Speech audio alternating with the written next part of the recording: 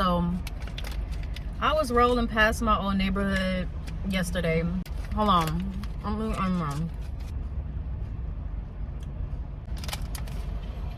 Yeah, so I'm rolling past my old neighborhood yesterday, and I passed by this old motel that triggered something for me, because I was like, wait, isn't that the hotel that old girl fucked old dude at for some drugs, and she picked him up and took him there and then dropped him off, and he went inside, and instead of getting her drugs that he owed her, he didn't give her shit, he just stayed inside. So I'm gonna start from the beginning. Yeah, this was one of those tragic best friend story times of a girl who I was best friends with, and found myself in a situation that I'd never been in before. So it was like any other normal day. Me and this girl, should already know her name by now, I'm gonna call her Dirtball. Me and Dirtball, we was chilling in like this area in Hiram Clark called Windsor Village. So we usually smoke over there sometimes because my plug, somebody put me in connection with this guy when I was in like high school. He was like 30 something years old. He was living with his mom, selling drugs out of his garage. So I knew of him, but after Dirtball found out about him, she started to communicate with him more, started to hang out with him more, and I never fully understood what was going on in that situation, just when I was around them, just from what I could see. So one day she's all like, yeah, I want to go hang over by VJ's house. And this is the same guy who was lacing my weed, but this is before I found out. So she was all like, she want to go to VJ's house to smoke so he can smoke her out or whatever. So I'm like, okay, let's go and sit in VJ's garage, because it was a garage. We weren't going inside the house. And every time we went in there, it was a bunch of guns. It was like a bunch of drugs, different drugs, syrups, powders, bottles. So it was just a bunch of shit going on. And most of the time, it was a bunch of other guys in there.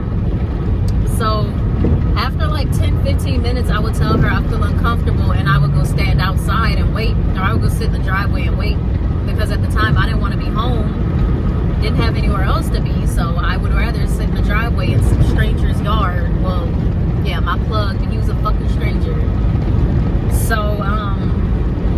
So she starts to tell me that like he's trying to fuck with her and this and that much, and he flirting with her heavy.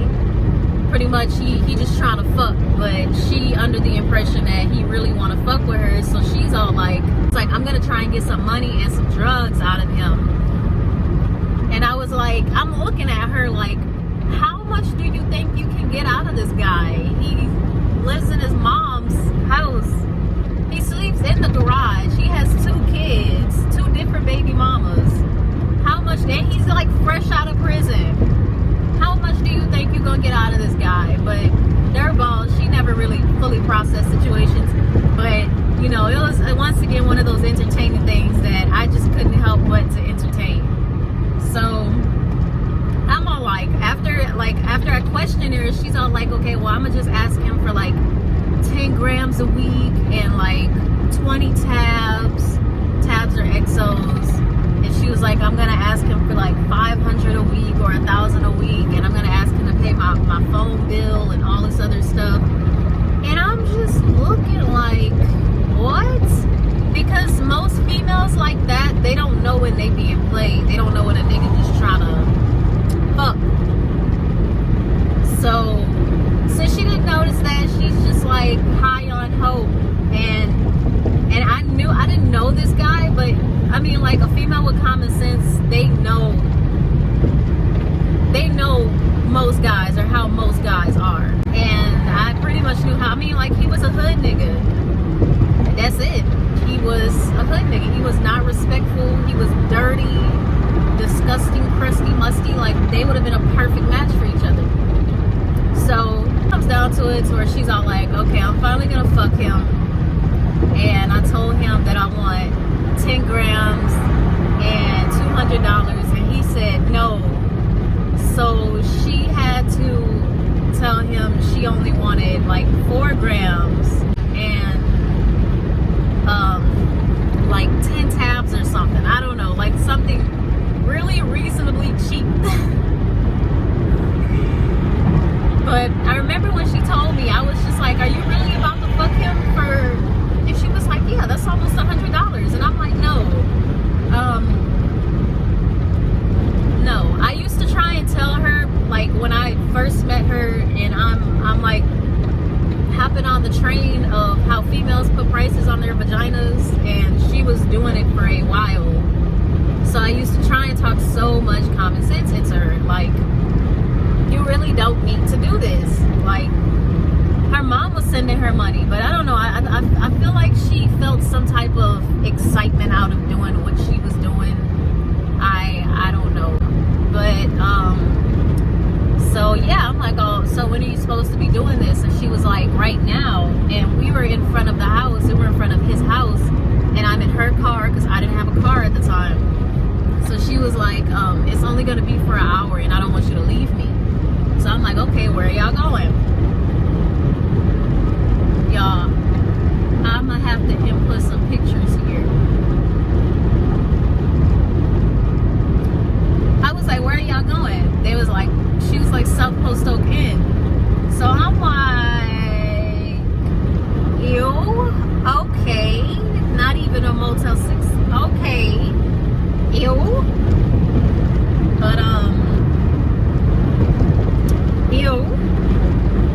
So I'm just like, okay, I'll sit in the back seat and I'll wait or whatever. So the guy, he comes in, he gets in the passenger seat, and they all talking, they cool, giggling, and she drives 5 minutes up the street, not even, to South Post Oak Inn. And you know, she's texting me throughout the whole time, and she's all like, she don't really want to do this, he's unattractive. And then I guess she was texting me when he pulled his dick out, and she was like, it's actually not that small.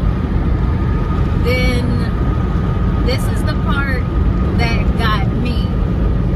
I'm sitting in the back seat of the car, and out of nowhere I see a spider, like a tiny, tiny, tiny baby spider, and it just runs across the head of the seat. And I have a necrophobia. I think I said it right. I am so terrified of spiders. I will literally cry. So I didn't realize that I seen it at first. I thought I was tripping because it was so small and it flew by so fast. Thought I was tripping. So next thing you know, I see like 5, 6, 7, 8, 9, 10. It's like they just came out of the head part of the seat and they started crawling around trying to get somewhere. Ugh. Fuck, I hate spiders. They started crawling around trying to get somewhere else around the seat. So it was just a lot more. Moral of the pretty point of the story, a spider laid eggs and it hatched in her car, and I guess they were moving by the groups. On where they were about to go next, because they were moving in groups. After that first one, and then the rest of them started coming out, I jumped out the car and I started screaming and shaking because I'm in the back seat and it's on the back headboard, and then I start seeing them crawling around the seat, and then I start looking around the floor, and when I see something like that, I start to see it everywhere to where it fucks my head up really bad. So yeah, I was just tripping really hard. I texted her. Well, I didn't even text her. I called my friend who stayed like 5 minutes up the street, and I asked him to come and pick me up. And by the time he came, it was like 10 minutes. Well, it took him 10 minutes to get to me. So I sat outside on the curb in front of this ugly ass motel. So, and then after that, I was texting her and I was like, yeah, bro, I'm gonna go home. Your car got spiders in it.